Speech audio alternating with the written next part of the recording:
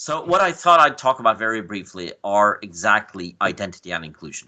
How we can feel that we have an identity, that who we are is important, and we can live in a manifold democratic society where people have different identities, and at the same time that we are included. As the one who will be our new prime minister in a month's time, Jonas Gahr Støre, elegantly said last night, we are opponents to each other in politics, but we are not enemies in Norway. And that's the way we like to think about ourselves, right? But what someone like Breivik or Philip Manshaus think is that I'm an enemy of this society. I'm at war with this society. I have to change this society radically. And whether you are an extreme right-wing terrorist or whether you are an Islamist extremist, there is the same sort of narrative. And it's a question of how we manage to tackle and fight that narrative. So it's a year to reflect indeed. I do like the title of the seminar, 20 years since 9/11, 10 years since the July 22nd attacks in Oslo and at Utøya. Mind you of the background, the Oslo attacks were actually on the government center. If nothing more had happened after that and the police had managed to capture the terrorists, it would still have been an extremely dramatic day, because a huge bomb taking up much of the government center of a capital city is a dramatic event. Fortunately, it happened in the middle of the summer. Not that many people, a terrible tragedy, but tens of times as many people could have been killed if it had happened a month later.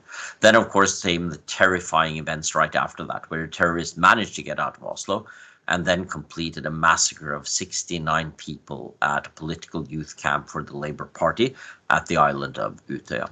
And then we have this event of August 10th, 2019 in Bærum outside of Oslo, not by far as dramatic when it comes to the number of people killed, partly because the terrorist was apprehended by brave people who managed to stop him at the mosque that he wanted to attack. But first, sorry to interrupt, Henrik. Jeppe here. We can only see the first slide. I don't know if you then we'll just start the whole thing again by putting exit and trying the thing. And this sometimes happens in there we go. I don't know why. Let me see. Does it work now? It works. Fantastic. There. So these are the pictures that I told you about first. And here we are at Bærum, August 10th, 2019, with first racially motivated killing of the terrorist's sister who had been adopted, and then an attempt at attacking a mosque. So I won't go into detail on these things, but obviously they are dramatic events. They are what we can call before and after events.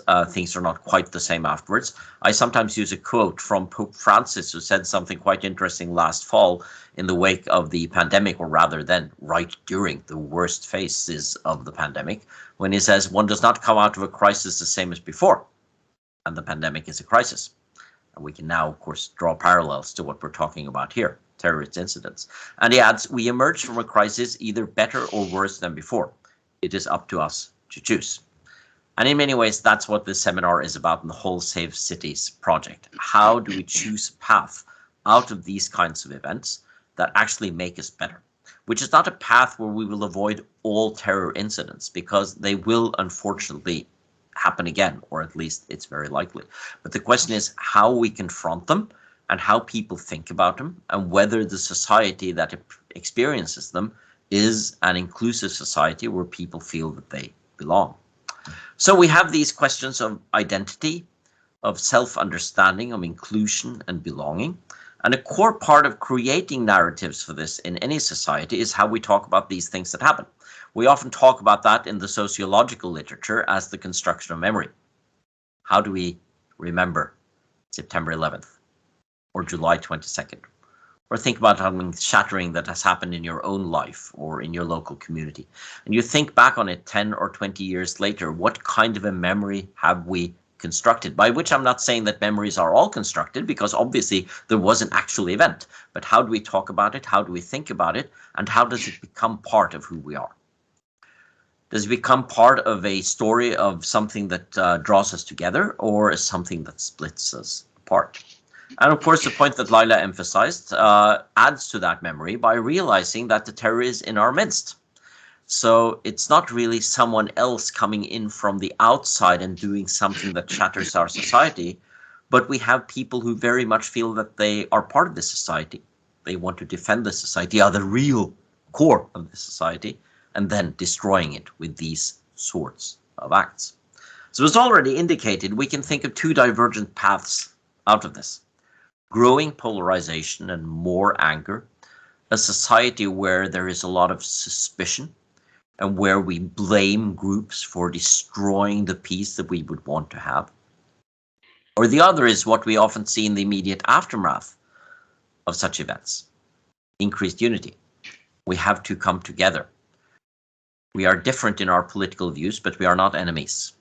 We can all hold roses and memorialize those who died, and this can bring us together to greater understanding. Now, both of these trends can happen in a society at the same time. But I think we are faced with the question of how we actually talk about these things and create institutions that lead us more in the second direction than in the first. I have been fortunate enough to see up front the Safe Cities work that they have tried to do in Bærum, the municipality outside of Oslo, where the August 10th attacks happened in 2019. And I must say that some of the paths that were chosen very early on before I came into this work were quite impressive. First of all, the mosque itself reached out to the local community, but also significantly reached out to the family of the perpetrator and the victim, of course, his sister, and saying that now we have to stand together, console each other, and show confidence in each other that we can encounter these sorts of things without falling apart. But the continued work has been important too, not least an attempt to reach out to the whole party political spectrum in Bærum and nationally and say, out of this, we want to create a memorial center at the mosque where this happened, where we can all learn about how we fight extremism. And this will not only be a place where we point fingers towards those movements that perpetrated the sorts of events we saw July 22nd and August 10th, namely extreme right-wing terrorism, but where we also dare to ask difficult questions to ourselves, which is of course very important in the Muslim communities of Scandinavia and the Nordic countries. While, as Laila points out, when it comes to terror, right-wing extremism seriously has been the worst perpetrator of terror events here, we also know that there is great unease in many of the meetings between Muslim minority communities and the majority society. Not least, we've seen that in Sweden with gangs and gang crime rising, and different sorts of explanations for that, obviously, but some of them being related clearly to minority-majority tension and to various sorts of identities clashing. How can we reach out and create common, safe, inclusive dialogues about these sorts of issues, where those who normally would say, I'm on the outside, no one is listening to me, feels included? And that's what we're trying to do in the municipality of Bærum. I'm saying we, even though I live in Oslo, but I work with them as chair of this board. And I think actually we can learn a lot from the approach of Bærum. The thing is, of course, that both Norwegian and Scandinavian, more broadly Nordic self-understanding is one of unity, moderation, peaceful conflict resolution. We try to stick together. We're not high drama societies. We're kind of, as the pop star Paul McCartney once said when he started a world tour in Oslo and was asked, why on earth Oslo? And he said, well, it's off Broadway. So that's our self-understanding. We're a bit off Broadway, so things are calm here. And then, of course, these sorts of shattering events happen, and they challenge this sense of unity. They challenge this sense of moderation and peaceful conflict resolution. And I think the key question that we have to ask is how we can make people who feel that this society does not quite represent them, they feel they are outsiders, they feel they've been left on the outside. And these can be all kinds of people. It can be on the right wing, or it can be on the left wing, or it can be Islamist or other sorts of religious extremism. But it can also be things like young men not succeeding in a tough labor market and feeling more and more that they are left outside of a society that runs faster than they do. And all this anger and pent-up frustration that can lead people to saying, I'm not part of this city or local community or nation because it doesn't represent me. And there are just stupid politicians who are bureaucrats and they're just looking after their own good and they don't care about me.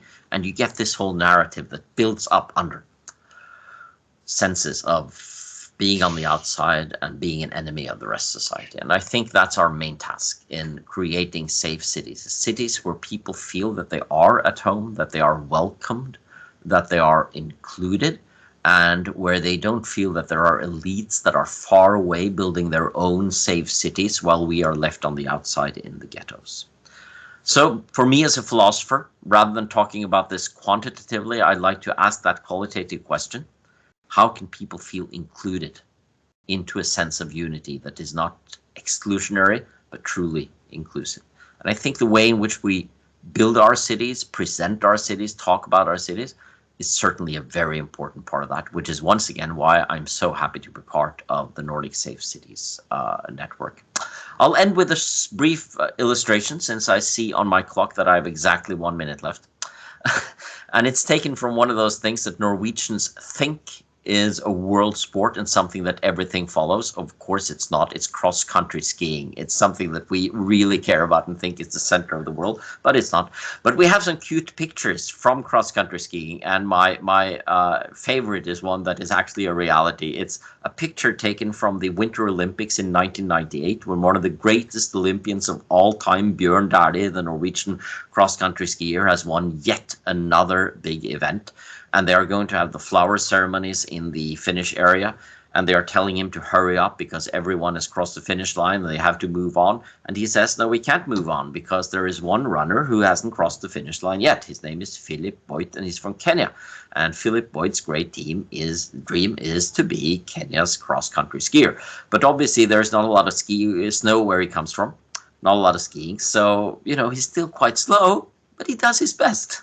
And Bjørn Dæhlie famously stands on the finish line and welcomes Philip Boyt and points out that this is as great an Olympian as any of the others. And it's one of those pictures that I hope encapsulates what we try to do at our best, to create this society where we cheer for the one who feels he's on the outside. It's a cute picture because Philip Boyt, he was so grateful to Bjørn Dæhlie, so they became good friends. And when Philip Boyt a few years later got a son, he actually named him Dæhlie, after Bjørn Dæhlie. So there's a boy walking around in Kenya called Dæhlie Boyt. Isn't that pretty cute? But it's more than cute. It's of course a question of whether we can realize this sort of image. Is it just something we talk about when we come to our national holidays? Or is it actually a reality that we can create in modern, safe cities in the Nordic countries? Thank you very much for your attention. I'm sorry that I will have to leave the webinar in about 2 minutes, but I'm sure others of the excellent speakers will be able to carry on the discussion in a beautiful way. Thank you so much.